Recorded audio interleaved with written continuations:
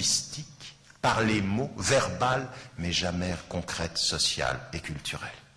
Et ce que je vois beaucoup au Maroc, c'est beaucoup de fierté verbale, beaucoup moins d'alternatives concrètes. On est très très fiers verbalement, les Marocains.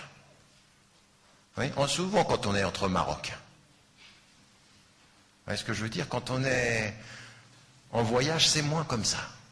Il y en a qui ont une fierté à géométrie variable.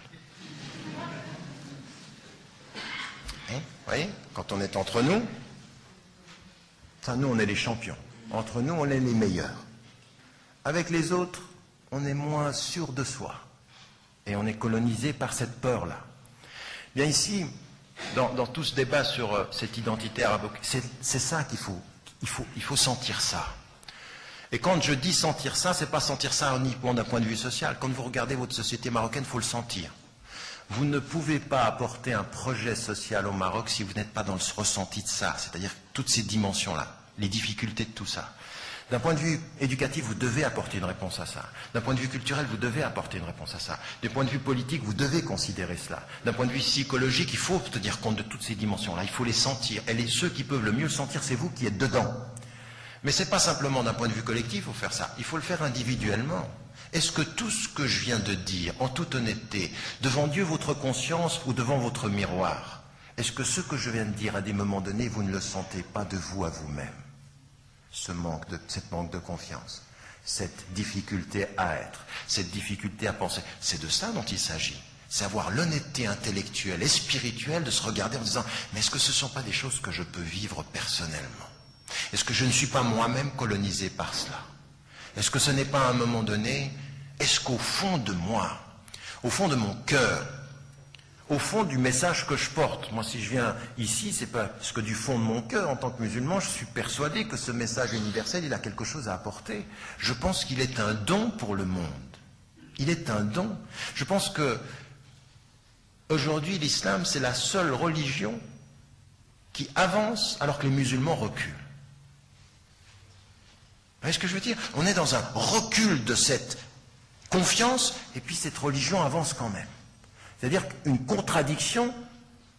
Pourquoi? Parce que dans le message, à le redécouvrir, à la compréhension de ce qu'il est, il y a une dimension d'une potentielle grande contribution, si et seulement si on a confiance en lui. Et avoir confiance en lui, c'est se poser la question de savoir si on a confiance en Dieu, si on a confiance en soi, si on a confiance dans la portée du message. Est-ce que ce message a quelque chose à apporter au monde? Posez-vous la question. Est-ce que ce que vous portez peut apporter? Est-ce que vous êtes dans cette compréhension-là, oui ou non? Mais ça, c'est une question de fond. Il ne s'agit pas de rester assis là, par exemple, un jeudi soir, on se dit, il a quand même raison, on peut apporter.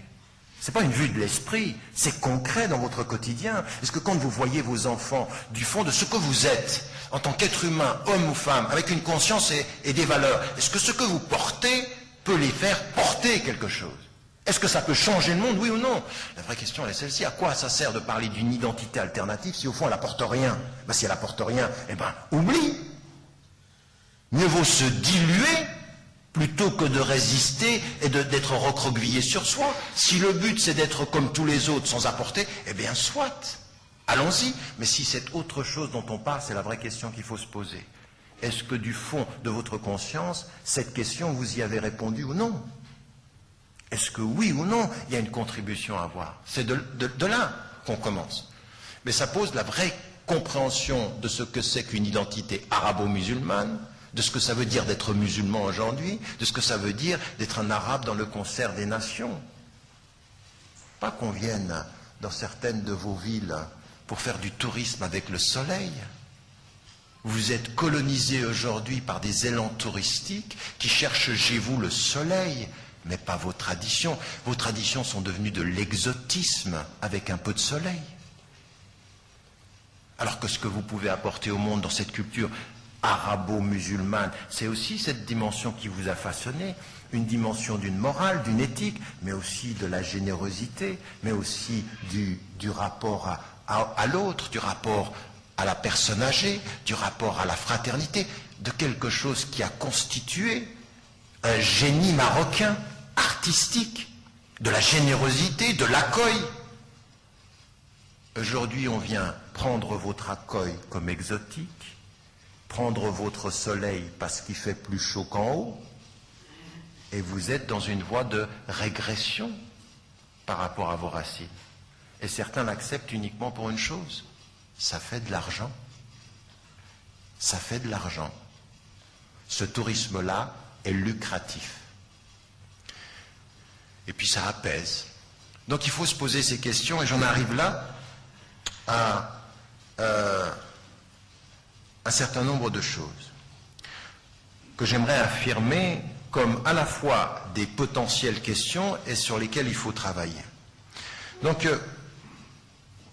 la première des choses, c'est si on part du principe qu'on veut une identité qui s'affirme dans la confiance en soi, on est obligé de faire un retour à soi et de faire un travail de l'intérieur qui soit un travail constructif et affirmé. Parce qu'on parle d'une identité arabo-musulmane. Et donc il faut savoir que c'est une double composante. Il ne s'agit pas d'être moins musulman pour être plus arabe et moins arabe pour être musulman. Il faut savoir articuler les deux. Et donc, quand on dit qu'on a une identité musulmane, l'identité musulmane, cette dimension-là, elle a une identité très très ouverte. Très ouverte. Ce qui nous permet d'être musulmans, c'est un certain nombre de principes qui jamais ne nous ferment au monde. Au contraire, ils nous ouvrent au monde. Ce qui nous est dit, c'est que dans cette dimension-là, qu'on soit pratiquant ou non, mais il y a une dimension de la transcendance. Et cette transcendance, elle est ce qui va être toute la dimension des principes de l'aqida, qui nous donne de la foi, qui nous donne un certain type de rapport au monde. D'abord en disant une chose, une identité musulmane, qui est un des pans de l'identité arabo-musulmane, elle nous dit de l'islam que cette vie, elle a un sens, qu'il y a un créateur et qu'on va quelque part. Qu'en d'autres termes, si cette vie a un sens, en aucune circonstance, que vous soyez dans le fond de la vallée ou au sommet de la montagne, en aucune circonstance, il faut perdre confiance. Il ne faut pas perdre confiance. Que l'identité, celle qui est la nôtre, si elle est effectivement ancrée dans cette foi-là, elle est une réponse à l'idéologie de la peur. Toutes les peurs, la taraf, n'aie pas peur. Il ne faut pas. Cette peur-là, c'est quand l'émotif et l'intellectuel a raison d'une partie de votre identité. C'est cette redécouverte-là. En d'autres termes, qu'est-ce que vous faites spirituellement, personnellement, par rapport à ce pont de cette identité-là, pour retrouver dans cet islam la dimension de la confiance, la dimension de la sérénité. En quoi votre foi vous permet-elle d'être sereine vis-à-vis de l'adversité? Parce que ce qu'on a des jeunes qui comprennent mal l'islam, de certains groupes qui sont des violents et des extrémistes, en fait, ils n'ont pas compris cette dimension-là. Ils sont tombés dans le piège de l'adversité, on les agresse, ils répondent. Ce qui n'est pas l'enseignement du prophète. L'enseignement du prophète, c'est pas tu m'agresses, je réponds par les mêmes armes. C'est ma sérénité est plus forte que ton agressivité. Ma confiance est plus forte que ta peur. Et c'est comme ça qu'il faut le réinvestir. Est-ce que nous nous donnons ces armes-là? Est-ce que nous donnons la dimension de cette spiritualité qui a la capacité de cette force? Est-ce que vous avez la force spirituelle de résister aux craintes émotionnelles des gens qui vous entourent et de vous-même dans votre société? Si on veut placer la confiance, si on veut avoir confiance en soi, il faut commencer par cette éducation-là. Mais vous ne pouvez pas venir et me répéter à moi, mais quotidiennement je l'entends, là je reviens du Qatar, j'ai discuté avec des responsables politiques, ils disent « nous on est arabo-musulmans », un discours qui se répète. Et je leur dis « dites-moi, quelle éducation donnez-vous à vos enfants pour que de cette dimension musulmane, ils soient des êtres de sérénité et pas des êtres de crainte et de manque de confiance? Quelle éducation vous donnez-vous, vous étudiants qui êtes là?